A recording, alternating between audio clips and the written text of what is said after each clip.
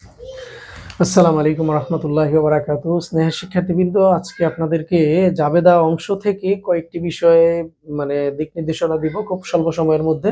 আপনারা দেখছেন যে এই জাবেদাটা রেডি করা আছে, কিছুক্ষণ আগে এই জাবেদাটার মাধ্যমেই আমরা করেছিলাম। এই প্রশ্নগুলো আপনার বিশেষ করে জাবেদা অধ্যায়ের যেই অংশগুলা প্রশ্ন হয় সেগুলোর মধ্যে কিভাবে হয়।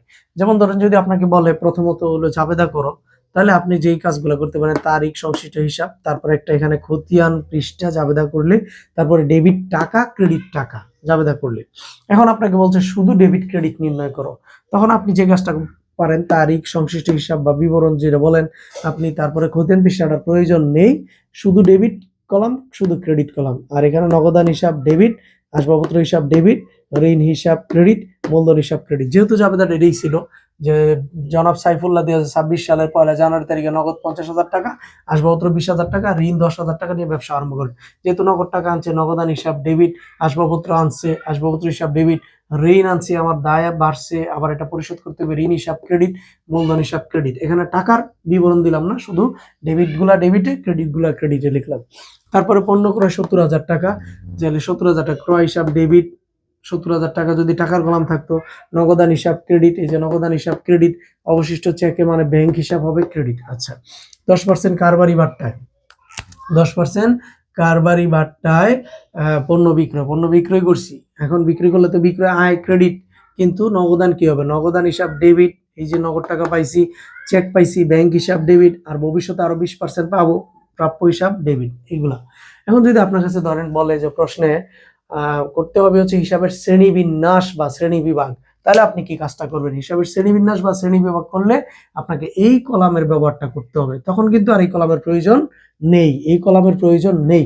আমি একসাথে আপনাকে 2-3টা অংশের পার্টটা বুঝাই দিচ্ছি। কোনটা চাইলে, ডেবিট ক্রেডিট চাইলে শুধু এই কলাম নেবেন, আর হিসাবের শ্রেণীবিন্যাস বা শ্রেণী বিভাগ বললে এই কলাম নেবেন। এই কলামের কাজটা কি হবে? নগদান হিসাব, এটা একটা সম্পদ, তাই আপনি লিখবেন সম্পদ হিসাব। আসবাবপত্র, এটা একটা সম্পদ, লিখবেন হচ্ছে সম্পদ হিসাব। তারপর ঋণ, এটা দায়, লিখবেন হচ্ছে দায় হিসাব। মূলধন, এটা মালিকানা সত্ত্ব, তাই এটা লিখবেন হচ্ছে মালিকানা সত্ত্ব হিসাব। ক্রয়, এটা ব্যয়, লিখবেন ব্যয় হিসাব। নগদান, এটা সম্পদ ক্যাটাগরিতে পড়ে, সম্পদ হিসাব। তারপরে ব্যাংক, এটা সম্পদ হিসাব লিখবেন। তারপরে নগদান, এটা সম্পদ হিসাব লিখবেন। তারপরে ব্যাংক, এটা সম্পদ হিসাব লিখবেন। তারপরে প্রাপ্য হিসাব, এটা সম্পদ হিসাব লিখবেন। তারপর বিক্রয়, এটা আয় হিসাব লিখবেন। এই ছিল স্যার আপনার শ্রেণীবিন্যাস বা শ্রেণী বিভাগের কাজ। এখানে কিন্তু বৃদ্ধি পাইছে না হ্রাস পাইছে এইটা বলতে হয় না, আপনাকে শুধু কোনটা কোন শ্রেণীতে পড়ছে। হিসাব তো 5 প্রকার, সম্পদ, দায়, আয়, ব্যয় আর মালিকানা সত্ত্ব, এই 5 প্রকারের কোন ক্যাটাগরিতে পড়ছে এইটা।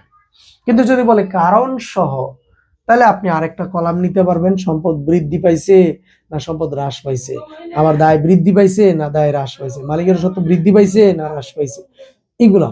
কিন্তু যদি আবার আপনাকে আরেকটা অংশে গিয়ে বললো যে আপনি হিসাব সমীকরণের উপাদানের প্রভাব দেখাও, হিসাব সমীকরণের উপাদান, টোটালটা হচ্ছে এ সমান এল প্লাস উই, এই টোটালটা হচ্ছে একটা সমীকরণ, এই টোটালটা কিন্তু এ একটি উপাদান, এল একটি উপাদান, উই একটি উপাদান।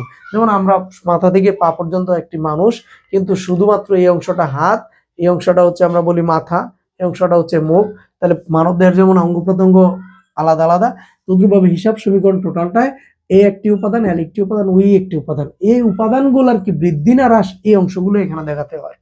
যেমন নগদান, এটা সম্পদ, আর অবশ্যই নগদ টাকা আনছি, তাহলে সম্পদ হলে কি ইংলিশে এটাকে বলবো এ, আর এটাতে বলে লিখে দিব এ বৃদ্ধি, শেষ। আসবাবপত্র, এটাও আমরা জানি সম্পদ হলে কি এখানে এ কি হয়েছে, যেহেতু আমার আসবাবপত্র বাড়ছে, বৃদ্ধি। ঋণ আনছি, এটা আমার দায়, গাড়ির উপর একটা বোঝা, একটা চাপ, একটা টেনশন বাড়ছে, তাহলে এটা একটা দায় হলে কি এল এর মধ্যে, এল মানে লাইবিলিটিস, আর এটা বাড়ছে আমার চাপ। তারপরে মূলধন, এটা মালিকানা সত্ত্ব পরে উই ক্যাটাগরিতে, তাহলে উই, আর মূলধন হলে মালিকানা সত্ত্ব বৃদ্ধি পায়, উই বৃদ্ধি পায়, আর উত্তোলন হলে মালিকানা সত্ত্ব হ্রাস পায়। আর ক্রয়, এটা আমার ব্যয় হলে কি হবে, ওই যে উইর মধ্যে যাবে, কারণ এই উইর মধ্যে 4টি আইটেম লুকায়িত আছে, মূলধন প্লাস আয় মাইনাস ব্যয় মাইনাস উত্তোলন। যেহেতু ব্যয় হলে উই হ্রাস পাবে, ব্যয় হলে উই হ্রাস পাবে। আচ্ছা, আর নগদান যেহেতু সম্পদ, তার এ, আর এটা চলে গেছে, যেহেতু নগদ টাকা চলে গেছে, এ হ্রাস পাবে। আর যেহেতু চেক দিছি পণ্য ক্রয়ের বেলায়, তাহলে আমার ব্যাংক অবশ্যই সম্পদ, কিন্তু সম্পদ হ্রাস পাইছে, আমার টাকা চলে গেছে, সম্পদ হ্রাস পাইছে। আর নগদ টাকা, এই যে বিক্রি করছি যেহেতু নগদ অর্থ আমার কাছে আসছে, তার মানে এ সম্পদ বৃদ্ধি পাইছে। আবার যেহেতু বিক্রি করছি ভবিষ্যতে, মানে আমার চেক পাইছি, ব্যাংক বাড়ছে, ব্যাংক তো সম্পদ, এ বৃদ্ধি পাইছে।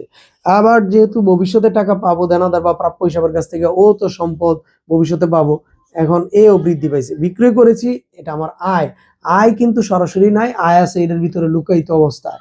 তাহলে আয় হলে উই, আর আয়ের কারণে মূলধন বা মালিকানা সত্ত্ব বৃদ্ধি পায়, তাহলে বৃদ্ধি। এই ছিল আপনার 3টা অঙ্ক। দেখেন ডেবিট ক্রেডিট বললে শুধু এই কলাম, হিসাবের শ্রেণীবিন্যাস বা শ্রেণী বিভাগ বললে এই কলাম, হিসাব সমীকরণ উপাদানের প্রভাব পড়লে এইগুলা। এই হচ্ছে বিষয়। সকলকে অসংখ্য ধন্যবাদ। বিষয়গুলো ভালোভাবে যদি আপনারা অনুশীলন করেন তাহলে এই বিষয়গুলো খুব কঠিন হবে না। ধন্যবাদ সবাইকে।